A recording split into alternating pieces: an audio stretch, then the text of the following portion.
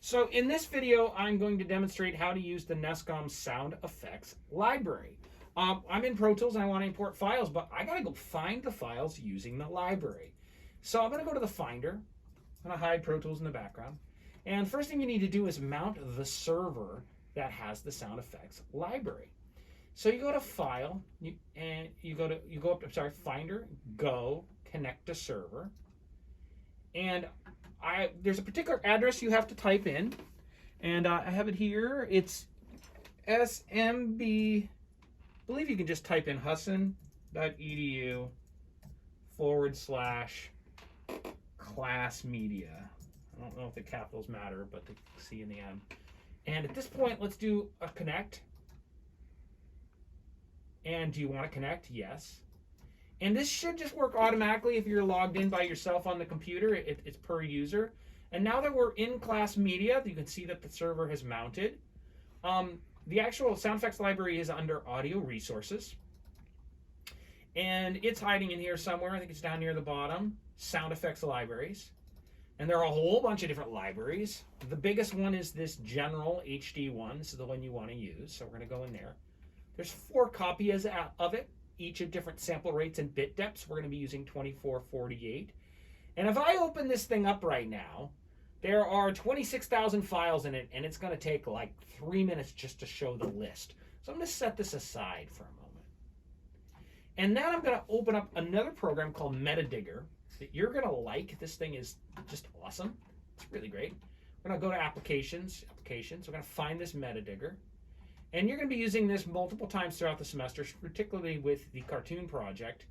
So I'm going to take MetaDigger and I'm going to drag it down to my, well, what is this thing called? Oh my gosh. What's it called? The launching bar. Why am I blanking? Doc. Doc! Thank you. The doctor is in. Now I'm going to open MetaDigger. And it's saying, hello! You can use this. And I say yes. Okay. There's nothing listed in here. Okay, so what you need to do is either hit scan files and navigate to this folder, or even easier, click this guy, the 2448, the one you want, and drag it in here and let it go. Now, what's going to happen is it's going to scan. And I did this yesterday and it took 13 minutes. So go get yourself a beer, go to the Cressy and get a sandwich, do something. It's going to scan.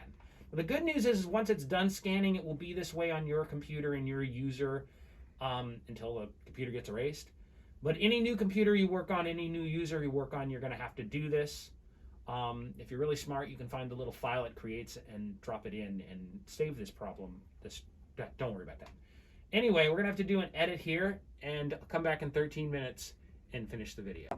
The magic of life, there's been a quick video edit and it's done scanning. Amazingly, it only took 4 minutes this time. So it depends, I guess, yesterday it was 13, today it was 4, so it might be, fast or short. Anyway, hit finish. And when you're done, here is the entire 26,000 files in this database. And this database is super awesome. I like it because you can just look for things and find what you're looking for. For example, let's find a fart. And below are all sorts of farts. See, there's a fart. Now, if you want to hear these things, it's really simple.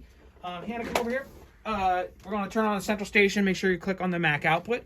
And if you haven't done so already, this is the time to go to System Preferences and pick the Audio tab, or what is it called? Sound tab, and make sure your output is set to external headphone jack so it will feed that central station. And at this point, we can play these farts by just clicking on them and hitting the play button. And you didn't hear it because I don't have speakers up, but let's do it again. This is going to be nasty. And you can even put it in auto mode, which means whatever you click on. And you can even arrow up and down, and you get the idea. So you're going to be searching for sound effects for your various projects. When you found something like this one, which is definitely the best one, we're going to create a work folder. So choose a work folder. And you can put this folder wherever you want. You can even put it on your desktop. You're not going to permanently leave files in here, so it's okay. You can make the work folder in your session folder if you want. I'm going to put mine on the desktop, knowing very well that it's a bad place to save things. And I'm going to create. I'm going to make a new work folder there. And sure, work folder. And I create it, open, and I'm going to copy to work folder. And what it's going to do right now is actually download the file from the server and put it in my work folder. And since I put my work folder on the desktop, there it is. There's the fart. And if I hit spacebar, I can actually hear it again, which I know you really want to hear. And so you're going to have in your work folder all the files you want to import to Pro Tools. Then you go over to Pro Tools. And at this point, you want to import the files from your work folder into Pro Tools. So you want to import audio, which is import audio, Command-Shift-I. And at this point, going to navigate to your work folder. So in this case, it's in my desktop. And I go to my work folder, and there's the fart.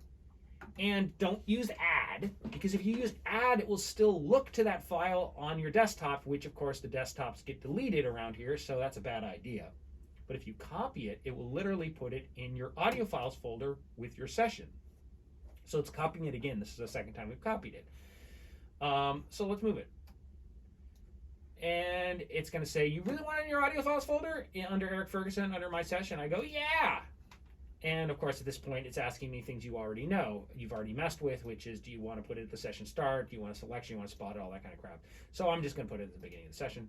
And there's my fart. Okay, does that make sense? So that's how you use an SCOM sound effect library. It's very simple. Once you learn it once, you'll be good forever.